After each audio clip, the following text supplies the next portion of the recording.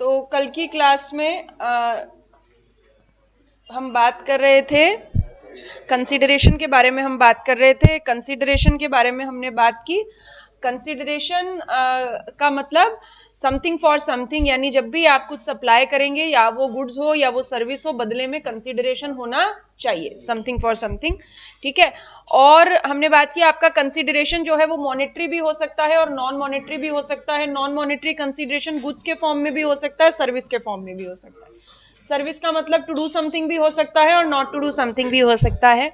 ये जो कंसीडरेशन है पास्ट प्रेजेंट फ्यूचर होना हो सकता है। कंसीडरेशन का एलिमेंट एग्जिस्ट करना चाहिए और सप्लाई करने वाले और सप्लाई लेने वाले के बीच में ये म्यूचुअल कॉन्ट्रैक्चुअल रेसिप्रोकेसी होनी चाहिए कि आप काम करोगे तो बदले में आपको कंसीडरेशन मिलेगा।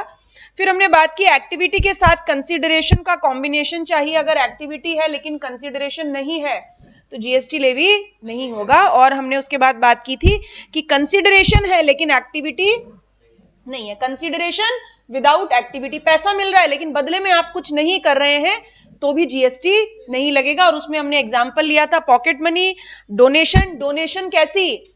डोनेशन विदाउट एनी ऑब्लिगेशन, है ना। और हमने वो बदामी देवी की पुण्य स्मृति वाला एग्जाम्पल भी किया था। ओके, चलिए नाउ थर्ड एग्जाम्पल, अगला केस कंसिडरेशन विदाउट एक्टिविटी का, एंड दैट इज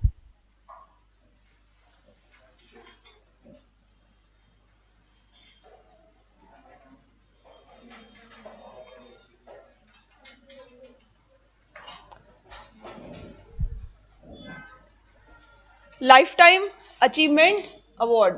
ठीक है, लिखिए, ऐसा लिखिए, एक लाइन लिखिए, लाइफ टाइम लिखो, life time achievement award. Notebook बना ली अलग?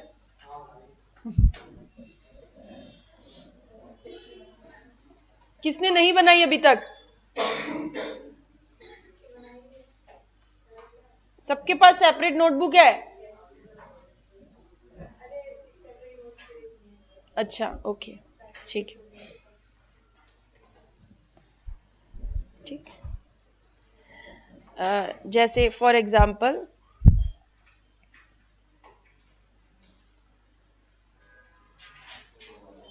सब जानते हैं हेमा मालिनी, ठीक है। कौन नहीं जानता? क्या बोल रहे मीत? अभी तक तो अच्छे से जानते हैं। अच्छा, ठीक है, बस जानते हैं, अच्छे से तो जरूरत नहीं, बस जानना है। हाँ, सो ये जो हेमा मालिनी है ये ड्रीम गर्ल है।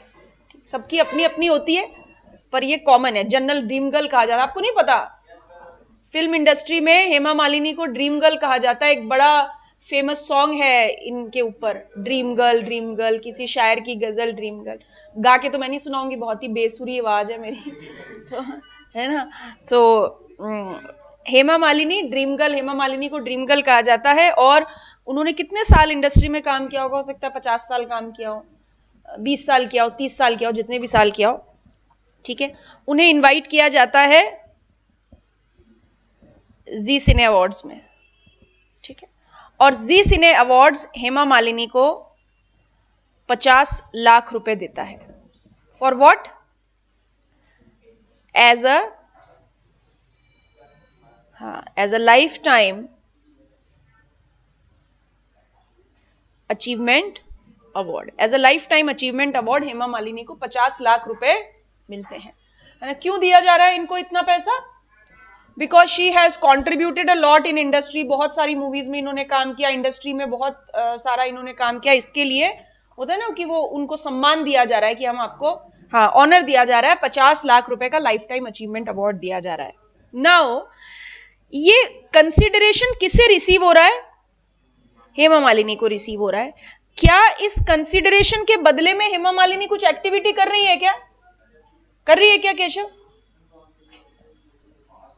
अरे तो जाना तो पड़ेगा ना, मुद्रा मिल रही है ना। हमें बोले कि 50 लाख रुपए मिल रहे हैं, हम कहीं पहुंच जाएं। ठीक है, तो इस कंसिडरेशन को मिलने के लिए, मतलब ये जो 50 लाख रुपए लेने के लिए, क्या हेमा मालिनी के ऊपर कोई ऑब्लिगेशन है क्या कि ये 50 लाख रुपए आपको मिले, इसके बदले में आपको ये कुछ करना पड़ेगा, नहीं, कोई ऑब्लिगेशन नहीं है. So this is called consideration without activity. This is called consideration without activity. इनको कंसिडरेशन मिल रहा है लेकिन बदले में ये कोई एक्टिविटी नहीं कर रही है. ठीक है. अब इससे होता क्या, इससे हुआ क्या कि अभी आप कुछ लोगों ने सोचा होगा कि भाई ये इन्होंने बहुत सारा मूवीज में काम तो किया है, लेकिन जब इन्होंने मूवीज में काम किया था तो उसके बदले में तो इनको पैसा मिला था. यानी जब इन्होंने वो एक्टिविटी की थी, एक्टिंग की अपनी सर्विसेज दी थी, उसके बदले में तो इनको पैसा मिला था. इस 50 लाख रुपए के बदले में हेमा मालिनी कोई ऑब्लिगेशन पूरी नहीं कर रही है, कोई एक्टिविटी नहीं कर रही है. So lifetime achievement award is considered as a consideration without activity. इसीलिए लाइफ टाइम अचीवमेंट अवार्ड नाम से अगर कुछ मिलता है तो वो जीएसटी के दायरे में नहीं आता, वो जीएसटी के दायरे में नहीं आता. But against that big boss कौन देखता है? हाँ, अच्छा. सो है ना, बिग बॉस देखते हैं. बिग बॉस में क्या होता है, पार्टिसिपेंट्स आते हैं, बहुत सारे पार्टिसिपेंट्स आते हैं, लड़ाई होती है. ठीक है, इंटरेस्टिंग तरीके से लड़ाई करते हैं और फिर वो एपिसोड एंड हो जाता है तो फिर मन करता है कि अगले एपिसोड में देखें कि अब किसके बीच में लड़ाई हुई. ठीक है. सो अब बिग बॉस में बहुत सारे लोग पार्टिसिपेट कर रहे हैं, बहुत सारे लोग पार्टिसिपेट कर रहे हैं. ठीक है.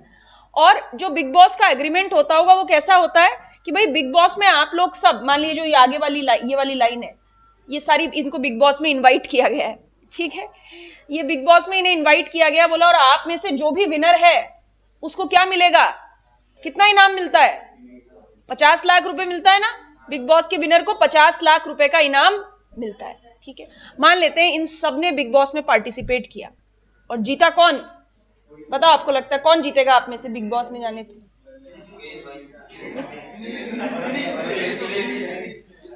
अच्छा, ऐसे लगता है विनीत जीतेगा. चलो विनीत को जिता देते. विनीत को लड़ाई भी करनी आती है क्या?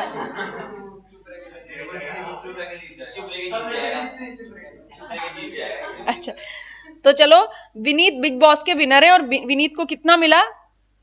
50 लाख. ठीक है. नाउ ये जो बिग बॉस का एग्रीमेंट है वो विनीत के साथ कैसा है कि विनीत आप पार्टिसिपेट करोगे और अगर आप लोगों को अच्छा एंटरटेन कर पाए और अगर एंड तक रुके और जीत गए तो फिर आपको 50 लाख रुपए मिलेंगे. यानी बिग बॉस और विनीत के बीच में क्या म्यूचुअल कॉन्ट्रैक्चुअल रेसिप्रोकेसी है कि आपको पार्टिसिपेट करना है, आपको गेम को प्ले करना है, आपको लोगों को एंटरटेन करना है और अगर आप जीते तो आपको मिलेंगे 50 लाख रुपए. क्या ये लाइफ टाइम अचीवमेंट अवार्ड जैसा है? नहीं. This is a consideration with activity. ये कंसिडरेशन है जिसके बदले में विनीत एक एक्टिविटी कर रहे हैं. What about these others? एड़ी चोटी का जोर तो इन्होंने भी लगाया होगा ना. ठीक है, रोज रात को सोते समय नए नए तरीके खोजते होंगे कि अगले दिन हम क्या कबाड़ा करेंगे, है ना, और कैसे लड़ाई करेंगे. तो सभी पार्टिसिपेंट्स के साथ कैसा एग्रीमेंट होता है कि आप आइए, पार्टिसिपेट कीजिए और इनको भी पर एपिसोड पैसा मिलता है. हर रियलिटी शो, चाहे वो झलक दिखला जा हो या वो डांस इंडिया डांस हो या सारे गामा, हर रियलिटी शो का यही सिस्टम होता है कि पार्टिसिपेंट्स वहां पे जाएंगे, परफॉर्म करेंगे, उन्हें पर एपिसोड पैसा मिलेगा. तो पार्टिसिपेंट्स को जो पैसा मिल रहा है वो भी क्या है? Consideration with activity. और ये जो विनर को जो पैसा मिलता है वो भी क्या है? Consideration with activity. इसीलिए बिग बॉस के विनर को जो पैसा मिल रहा है वो कैसा है? It is a consideration with activity. और ये जीएसटी के दायरे में आता है क्योंकि यहाँ पे पैसे के बदले में आपका कमिटमेंट है, आपको कुछ ऑब्लिगेशन पूरी करनी है. ठीक है, यानी आपको होता है ना बिग बॉस के घर में जाके रहना पड़ेगा. अब बिग बॉस ऐसा कह रहे हैं, बिग बॉस कह रहे हैं कि आप जाके सोफे पे बैठो, बिग बॉस कह रहे हैं कि आप बर्तन मांजो, बिग बॉस कह रहे हैं कि खाना आप बनाओ, बिग बॉस कह रहे हैं कि सबके जूते चप्पल लाइन में जमाओ. करना पड़ता है ना, बिग बॉस की बात माननी पड़ती है. तो व्हाट इज दैट? पर एपिसोड पार्टिसिपेंट्स को जो पैसा मिल रहा है बदले में आपको कुछ ऑब्लिगेशन, कुछ एक्टिविटी करनी पड़ेगी. बात समझ में आई? तो बिग बॉस के विनर को जो पैसा मिला that is what? Consideration with activity. ठीक है, अब आपने ये जो लिख लिया था ना lifetime achievement award no GST, अब चौथे नंबर पे आप लिखिए एग्जाम्पल, क्या करेंगे लिख के रहने दें, amount received by the winner of big boss. इस पे जीएसटी लगेगा because this is C with A. This is consideration with activity. This is consideration with मुझे पूछो विनर W है ये, विनर ऑफ बिग बॉस,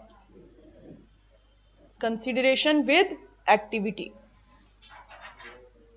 अरे कुणाल, आप इन दोनों को, इनको अपने बीच में बिठा लो, दोनों जाओ बीच में बिठाओ।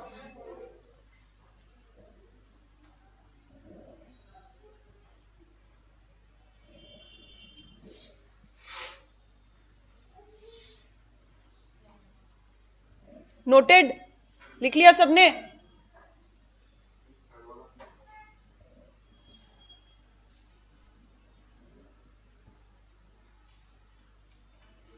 ये लिखना है, किस लिखिए। किसी ने बोला थर्ड वाला समझ में नहीं आया, लिखना है, बाकी रह गया।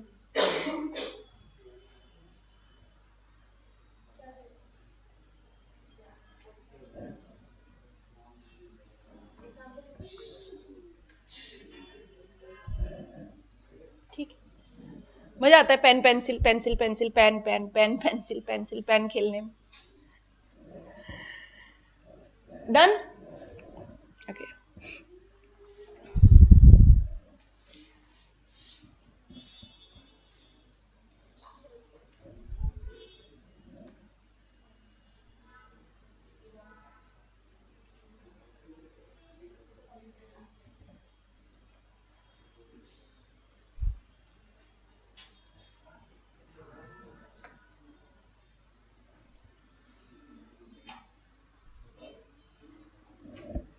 डिपॉजिट्स, हाँ ये इतना बनाए, फिर अपन इसको डिस्कस करेंगे। डिपॉजिट्स वाले चित्र में एक तरफ लिखिए रिफंडेबल, दूसरी तरफ लिखिए नॉन रिफंडेबल।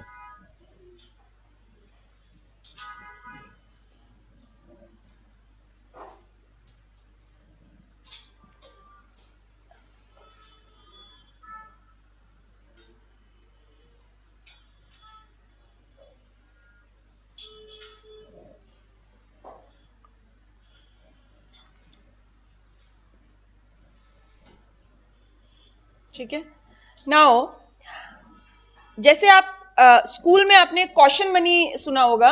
कॉशन मनी होती है ना, जब भी आप स्कूल में किसी एडमिशन लेते हैं तो स्कूल एडमिनिस्ट्रेशन आपसे एक सिक्योरिटी कॉशन मनी रहता है कि आप ऐसे बहुत ही खुरापाती प्रवृत्ति के ना निकले, आपने कुछ बहुत ज्यादा तोड़फोड़ ना की, तो जिस समय आप स्कूल से फेयरवेल लेंगे उस समय वो कॉशन मनी आपको वापस कर दी जाएगी। सो स्कूल जब ये डिपॉजिट आपसे एक्सेप्ट करता है, डिपॉजिट एक्सेप्ट करने का मतलब एक स्कूल को आप कुछ पैसा, जैसे मान लीजिए एक स्कूल है, स्कूल को कुछ पैसा मिला in the form of deposits. ठीक है, आप स्कूल में गए, आपने स्कूल को एक पैसा दिया कॉशन मनी कि भाई आप 5 साल 10 साल जितने साल भी स्कूल में पढ़ेंगे ये अमाउंट वहां डिपॉजिट रहेगा, और जब आप स्कूल छोड़ेंगे वो अमाउंट वापस आपको मिल जाएगा। क्या स्कूल के लिए ये मिला हुआ पैसा कंसिडरेशन है क्या? नहीं। क्यों नहीं है कंसिडरेशन? क्योंकि स्कूल को पता है ये अमाउंट कैसा है, रिफंडेबल, यानी आपके पास कोई अमाउंट है और आप वो वापस दे रहे हैं। जैसे फॉर एग्जांपल आजकल बहुत चलन है ना वो कपड़े किराए पे लेने का, है ना, बहुत चलन है कपड़े किराए पे लेने का। अभी मान लीजिए केशव की शादी है, तो केशव क्योंकि अब सीएमए बन चुके, बोले डेड इन्वेस्टमेंट करने का कोई फायदा नहीं है। ठीक, 1 लाख रुपए की शेरवानी लूंगा, इससे क्या करूं, 1 लाख रुपए का एफडी कराऊं, उस पर ब्याज कमाऊंगा, तो इनकी बनिया बुद्धि चल गई। तो इन्होंने क्या किया, ये एक ऐसे एक शॉप पे गए जिसका शॉप का नाम है फिट एंड फाइन, अरे फाइन मान लो, 5 मान लो, क्या फर्क पड़ता है ना। ये रेडी टू वेयर शेरवानी की शॉप है और ये क्या करते हैं, शेरवानी रेंट पे देते हैं। तो इन्होंने शेरवानी रेंट पर दी किसको? केशव को, ठीक है। और केशव से 1 लाख रुपए की शेरवानी है, तो इन्होंने 10,000 रुपए लिए एक दिन के 10,000 रुपए लिए। इस 10,000 रुपए में से 1,000 रुपए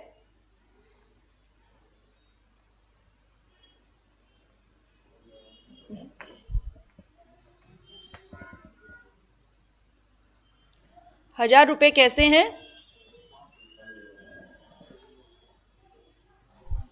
रिफंडेबल। और 9,000 कैसे हैं? Non refundable. मतलब एक तरीके से किराया कितना है? 9,000 है ना। पर बोले शादी में झूम झूम के नाचने लग गए और इन्होंने अपनी शेरवानी पे कोई स्टेन लगा लिए, कुछ गिरा लिया, खाने पीने में मस्त हो गए, तो फिर क्या होगा? फिर तो पैसा मतलब उसको ड्राई क्लीन के पैसे में लगेंगे ना। तो 10,000 रुपए का रेंट लिया गया, जिसमें 1,000 रुपए रिफंडेबल हैं और बाकी के 9,000 कैसे हैं? Non refundable. और आप देखिए यूजुअली यही टर्म यूज होती है ना, शॉप वाला क्या बोलता है, आप शेरवानी ले जाइए, आपको 10,000 रुपए डिपॉजिट करने पड़ेंगे, आपको 10,000 रुपए डिपॉजिट करने पड़ेंगे। 1,000 रुपए रिफंडेबल है, जब आप ये शेरवानी वापस लौटाएंगे तो हम आपको 1,000 रुपया वापस कर देंगे, 9,000 रेंट है। तो फिट एंड फाइन के लिए what is the consideration against renting out the sherwani? जो शेरवानी उन्हें किराए पे दी, उसके बदले में फिट एंड फाइन की पॉकेट में कितना कंसीडरेशन आया? 9,000। सो नॉन रिफंडेबल डिपॉजिट को क्या मान लिया यहां पे? कंसीडरेशन। जबकि रिफंडेबल डिपॉजिट कैसा होता है? दूसरे की अमानत आपके पास रखी है, जब वो एक्टिविटी पूरी हो जाएगी तो आपको वापस देनी पड़ेगी। तो refundable deposit is not treated as consideration. Refundable deposit को कंसीडरेशन नहीं माना जाता। जीएसटी किस पे लगेगा? नॉन रिफंडेबल डिपॉजिट पे। जीएसटी किस पे लगेगा? नॉन रिफंडेबल डिपॉजिट पे। और रिफंडेबल डिपॉजिट, ये तो पैसा आया और पैसा गया, इसे कंसीडरेशन नहीं मानते, जीएसटी के दायरे में नहीं आता। इसीलिए आपने, अच्छा आपके घर में ऐसा कोई पोर्शन है जिसे आपने रेंट आउट कर रखा हो? इनमें से किसी ने भी, आप में से किसी में ने भी ऐसा है कि घर का कोई रूम, फ्लोर या कुछ कमरा, ऑफिस रेंट आउट कर रखा है? रेंट आउट कर रखा है, ठीक है। जब भी हम किराए पर किसी को जगह देते हैं तो बदले में आपने कहीं सुना होगा, ऐसा टर्म होती है 1 मंथ का रेंट एडवांस डिपॉजिट का, है ना आयुषी? कितने दिन का रेंट दिया है पीजी में? मतलब सिक्योरिटी डिपॉजिट, हाँ सिक्योर, कितना? बस 1,000। अच्छा पीजी आपका तो, वैसे तो यूजुअली पीजी में क्या होता है, 1 महीने का रेंट वो एडवांस रखते हैं। और क्या वो एडवांस रखते हैं क्या बोल के? कि जिस समय आप छोड़कर जाओगे हम लास्ट मंथ के रेंट में इसे एडजस्ट कर लेंगे। हम क्या बोलेंगे? लास्ट मंथ के रेंट में इसे एडजस्ट कर लेंगे। क्या नेचर है, रिफंडेबल या non refundable?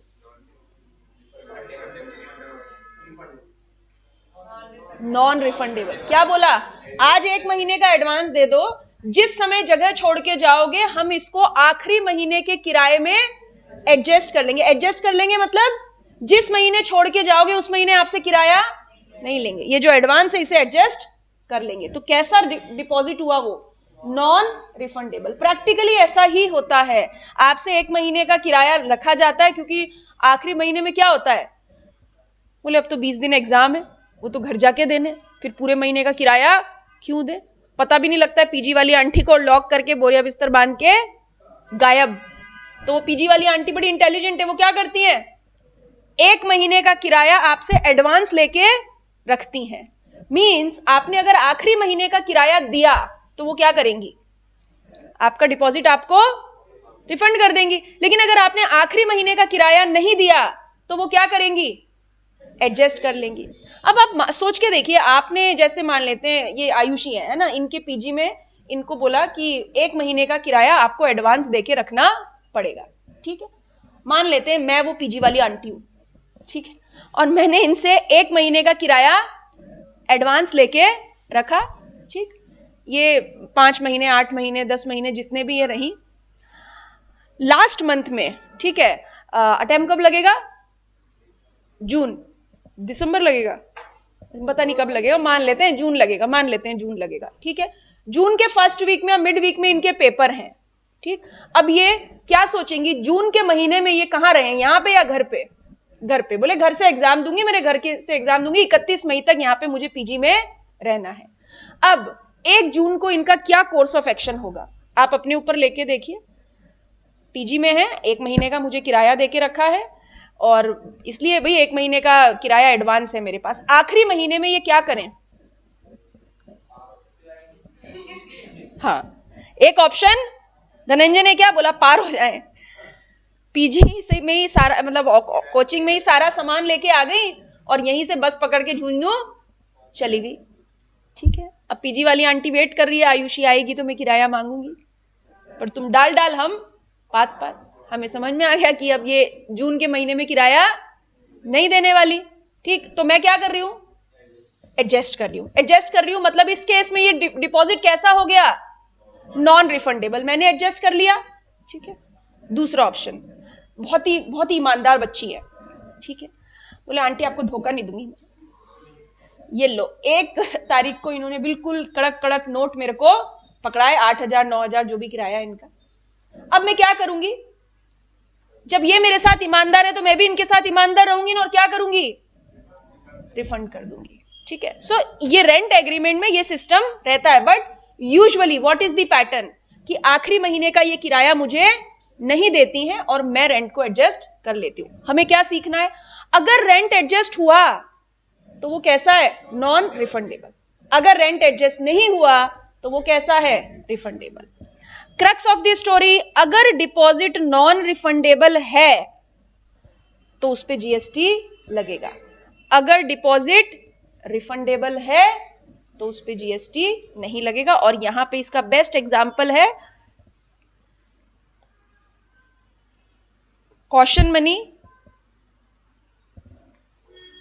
Deposited to school.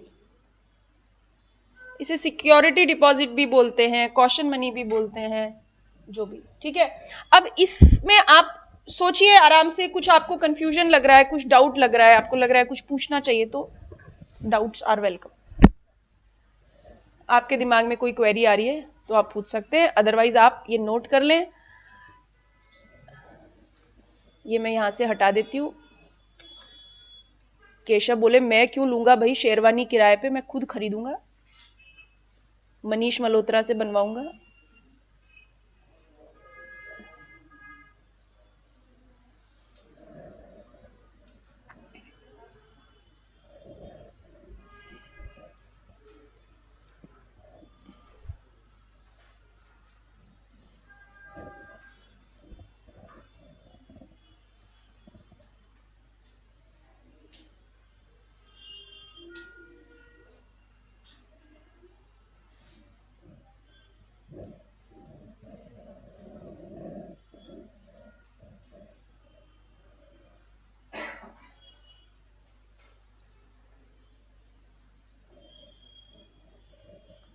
कुछ पूछना है अभिनव?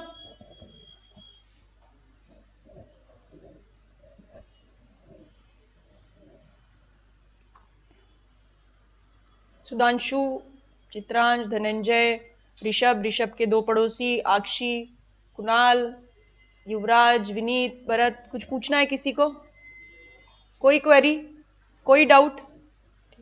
जहां पे भी आपको लगे कि आपके दिमाग में मतलब कुछ खिचड़ी पक रही है, समझ में नहीं आ रहा, कनेक्शन नहीं बैठ रहा, वहीं पे पॉज कर दें कि नहीं समझ में आ रहा है, दोबारा बताएं। Everything is connected. हम पहली चीज से शुरू करेंगे, जब हम 5वें चैप्टर पे पहुंचेंगे सब कुछ कनेक्टेड मिलेगा। मैं बोलूंगी अच्छा वो फर्स्ट चैप्टर में ऐसा हमने पढ़ा था, ऐसा हमने समझा था। तो कहीं पर भी आपको लगे कि आपकी लिंकिंग नहीं बैठ पा रही है, वहीं पे पॉज कर दें। तो क्योंकि समस्या को बड़ी होने से पहले सुलझा लिया जाए वो ज्यादा अच्छा है ना, वहीं पे पॉज कर दे, दोबारा से पूछ लें।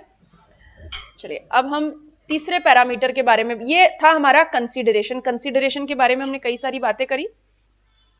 अब हम तीसरे पैरामीटर के बारे में बात करेंगे, थर्ड पैरामीटर के बारे में बात करेंगे। और पहला हमने कहां से स्टार्ट किया था, सप्लाई किसकी, या तो गुड्स की या सर्विसेज की या दोनों की। सप्लाई करने के बदले में क्या मिलना चाहिए, कंसिडरेशन मिलना चाहिए. And supply must be in course और फर्दरेंस ऑफ बिजनेस. ठीक है, सप्लाई करने का मोटिव बिजनेस करना होना चाहिए. ठीक है, there must be a commercial motive, there must be a commercial motive. ठीक है, जैसे उदाहरण, दिवाली के समय आपके घर में बहुत सारी वो रद्दी निकलती होगी, कबाड़ा निकलता होगा. ठीक है, और मम्मी क्या करती है फिर उस कबाड़े के साथ? बेच देती है. कुछ ऐसी चीजें होती है जो मम्मी नहीं बेचना चाहती, वापस अगली सफाई के लिए स्टोर रूम में रख देती है और बाकी बेच देती है ना. वो जो आता है वो रिक्शे वाला, कबाड़ी वाला, उसे नेगोशिएट भी करेंगी, पीपा इतने का, अखबार इतने के, गत्ते इतने के, है ना, होता है. ओके, सो एक तो ये, और एक ना एक ऐसा व्यक्ति जो कि कबाड़े का बिजनेस कर रहा है. ठीक है, जैसे मान लीजिए कि आपको एक पर्टिकुलर पर्पस के लिए कोई स्कूल का प्रोजेक्ट बनाना है और कांच की खाली बोतल चाहिए. ठीक है, या कुछ कार्डबोर्ड या गत्ते चाहिए, या पुरानी किताबें चाहिए, तो आप किसके पास जाते हैं? रद्दी वाले के पास. ठीक है, एक व्यक्ति जो कबाड़े का बिजनेस करता है, उसका मोटिव क्या है? कमर्शियल. वो कबाड़ा बेचता है कमर्शियल पर्पस से. पर जब मम्मी घर में कबाड़ा बेचती है तो उनका मोटिव कमर्शियल नहीं होता. ठीक है, तो यहां पर हम जब आप वैल्यूएशन का चैप्टर पढ़ेंगे तो इस बिजनेस शब्द को बहुत डिटेल में हम डिफाइन करेंगे. यहां पर समझाने का पर्पस यह है कि जब भी आप बिजनेस करें या जब भी आप कोई एक्टिविटी करें, या तो वो बिजनेस के लिए होनी चाहिए या बिजनेस के दौरान. उदाहरण, बिरला सीमेंट समझते हैं. बिरला सीमेंट क्या करती है? बिरला सीमेंट सीमेंट बनाती है, बिरला सीमेंट लिमिटेड, है ना. ये क्या है? एक कंपनी है, एक मैन्युफैक्चरिंग कंपनी है जो कि क्या सेल करती है? सीमेंट. तो सीमेंट बेचना क्या है बिरला सीमेंट का? कमर्शियल मोटिव है, बिजनेस है.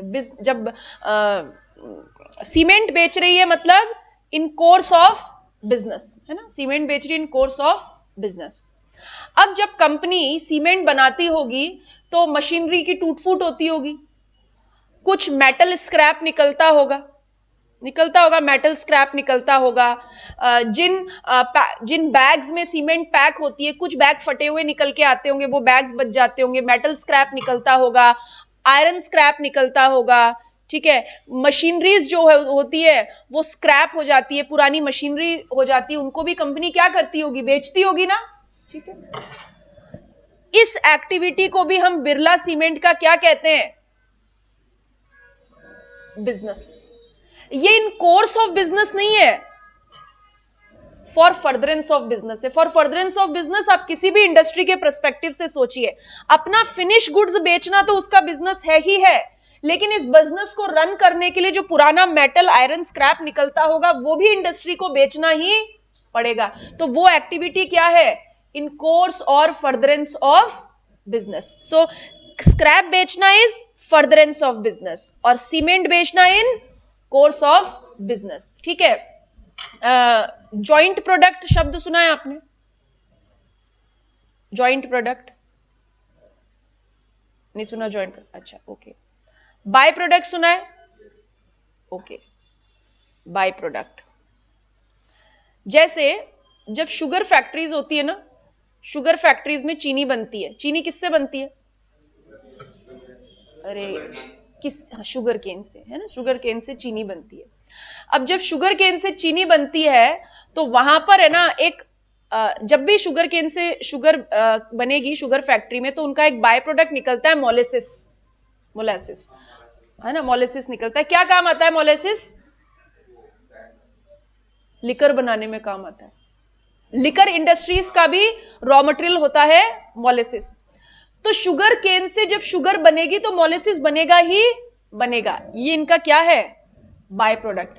शुगर फैक्ट्री का इंटेंशन क्या है? मोलेसिस बेचना, शुगर बेचना. शुगर केन से शुगर निकाल के शुगर बेचना. तो शुगर बेचना इन कोर्स ऑफ बिजनेस, उस मोलिसिस को भी इकट्ठा थोड़ी किए जाएंगे, उसको भी तो बेचेंगे. दैट इज इन कोर्स और फर्दरेंस ऑफ बिजनेस. अच्छा, अब एक बात बताइए, back to Birla cement example, ये मेटल स्क्रैप बेचना कितना फ्रीक्वेंटली होता होगा इंडस्ट्री के लिए? हर हफ्ते बेचते होंगे, हर 15वें दिन, हर महीने. पर सीमेंट बेचने की फ्रीक्वेंसी क्या होती होगी? हर दिन. सीमेंट बेचने की फ्रीक्वेंसी हर दिन. बट दोनों ही बिजनेस है, दोनों ही बिजनेस का पार्ट है. मेटल स्क्रैप बेचना भी बिजनेस है और सीमेंट बेचना भी बिजनेस है. Now what is the conclusion? जिस भी एक्टिविटी को हम बिजनेस कह रहे हैं उसमें कंटिन्यूटी या फ्रीक्वेंसी होना जरूरी नहीं है. आप 6 महीने में एक बार करें तो भी आपका बिजनेस है, आप साल में एक बार करें तो भी आपका बिजनेस है. मुद्दा यह है किसी एक्टिविटी को करने का मोटिव कमर्शियल होना चाहिए. किसी एक्टिविटी को करने का मोटिव कमर्शियल होना चाहिए. आप बिजनेस के दौरान करें या बिजनेस के लिए करें, ठीक है.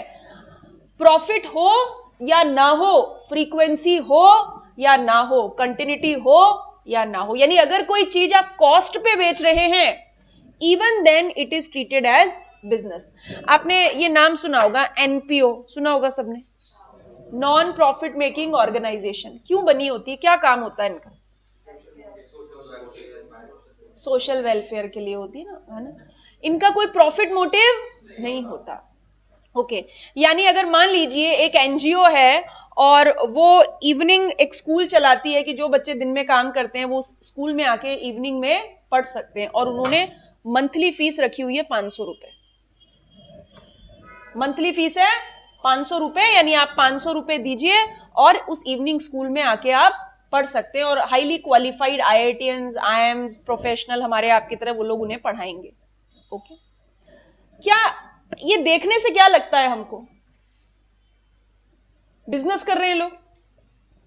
जीएसटी लॉ कहता है यस, समथिंग फॉर समथिंग. आप बच्चों को पढ़ा रहे हैं और बदले में आप उनसे 500 रुपए मंथली रिसीव कर रहे हैं. मींस कितना आप कमाते हैं ये भी कोई पैरामीटर नहीं है. आप किसी के लिए, मुद्दा क्या है, आप किसी के लिए कोई एक्टिविटी करें और बदले में उससे पैसा लें. जीएसटी लॉ इसको क्या मान लेता है? Commercial motive. अब चाहे उसमें फ्रीक्वेंसी हो, कंटिन्यूटी हो, बहुत प्रॉफिट मार्जिन हो या ना हो, इस बात से कोई फर्क नहीं पड़ता. इसीलिए नॉन प्रॉफिट मेकिंग ऑर्गेनाइजेशंस भी जीएसटी के दायरे में आती हैं.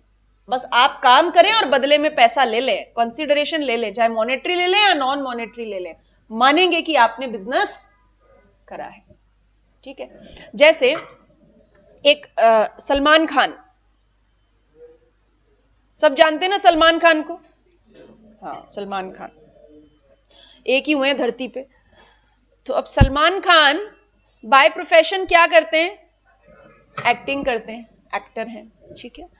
और ये एक पेंटर भी हैं, बहुत अच्छी पेंटिंग्स बनाते हैं, पता है आपको. पेंटिंग्स बनाते हैं और बीइंग ह्यूमन करके एक एनजीओ भी चलाते हैं, ठीक है क्या. और शूटर, हाँ शूटर, हाँ मल्टीटास्किंग करते हैं. तो अब क्योंकि सलमान खान एक्टर हैं और ये जब मूवी फ्लॉप हो जाती है उनके पास समय होता है तो फिर ये पेंटिंग करते हैं. इन्होंने बहुत बढ़िया पेंटिंग्स बनाई और उस पेंटिंग की क्या लगाई?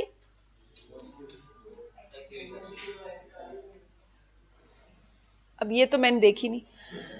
सो पेंटिंग बनाई, पेंटिंग एग्जीबिशन लगाई, ठीक है. इस पेंटिंग एग्जीबिशन से जितना भी पैसा आया, जब एग्जीबिशन लगाएंगे तो फिर कौन कौन पहुंचेगा वहां पे? कटरीना कैफ पहुंचेंगी, ऐश्वर्या राय पहुंचेंगी, कंगना रनौत पहुंचेंगी, दीपिका पादुकोण पहुंचेंगी, सब पहुंचेंगे और वो क्या करेंगे? सलमान खान की पेंटिंग एग्जीबिशन से पेंटिंग खरीदेंगे. 50,000 की, 1 लाख, 2 लाख, 20 लाख, 25 लाख, कितनी भी हो सकती है. ये जितना भी एग्जीबिशन से मनी अर्न हुई, इसको क्या कर दिया? बीइंग ह्यूमन को डोनेट कर दिया. So what I am explaining you, Salman Khan एक एक्टिविटी कर रहे हैं. क्या एक्टिविटी कर रहे हैं? पेंटिंग बना रहे हैं, एग्जीबिशन लगा रहे हैं. उस एग्जीबिशन के थ्रू क्या कर रहे हैं? पेंटिंग्स को सेल करते हैं, पेंटिंग्स बेचते हैं, पेंटिंग को सेल करते हैं और जितना भी पैसा आता है उसे बीइंग ह्यूमन को डोनेट कर देते हैं.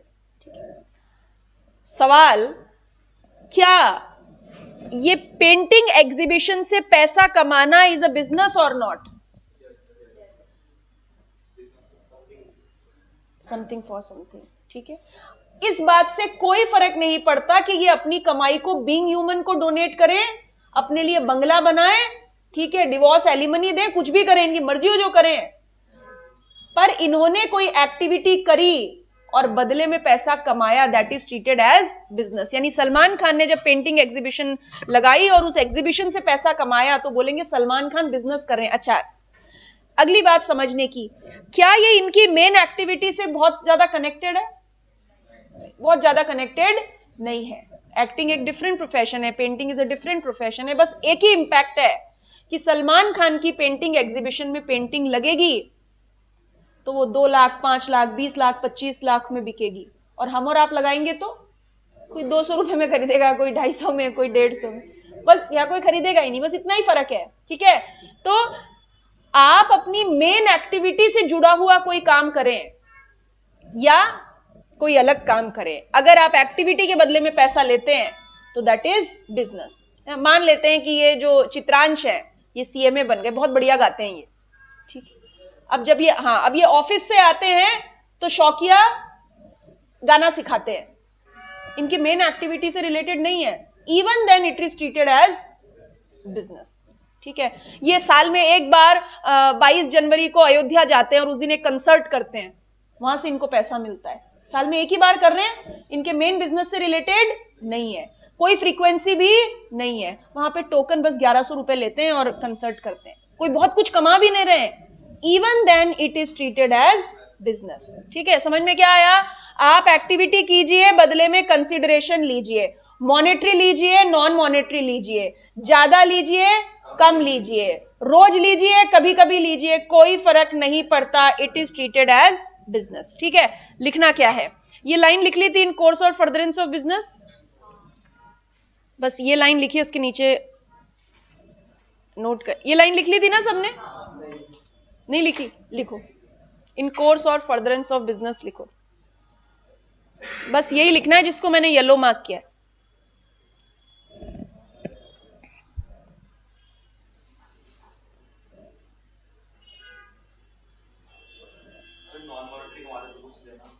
तब भी देना है। मनी हमने पढ़ा था ना, मनी वैल्यू में कन्वर्ट करेंगे हम, वैल्यूएशन रूल्स में सीखेंगे जाके कि इसे मनी वैल्यू में कैसे कन्वर्ट किया जाता है।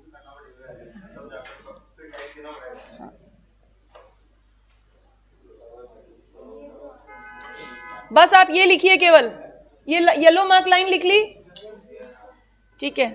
इसके बाद नोट करिए,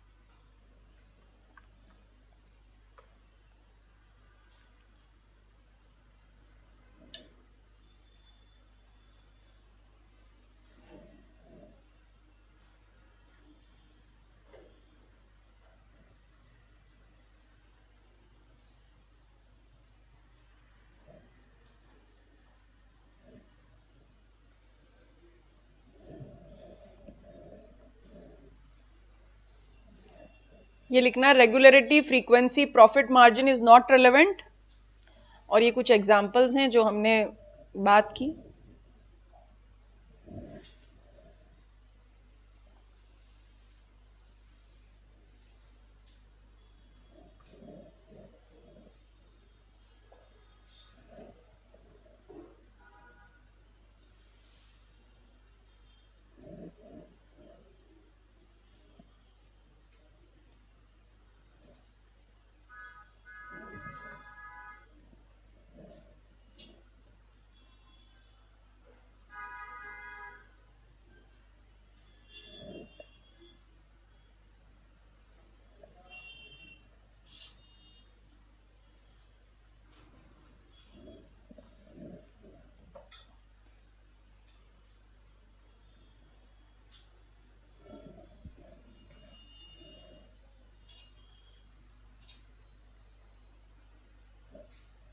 ये सब बिजनेस के एग्जाम्पल्स हैं, ठीक है। इनके अलावा भी कुछ और हो सकते हैं।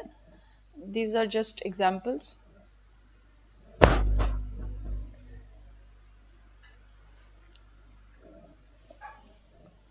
ठीक है, कुछ पूछना है किसी को?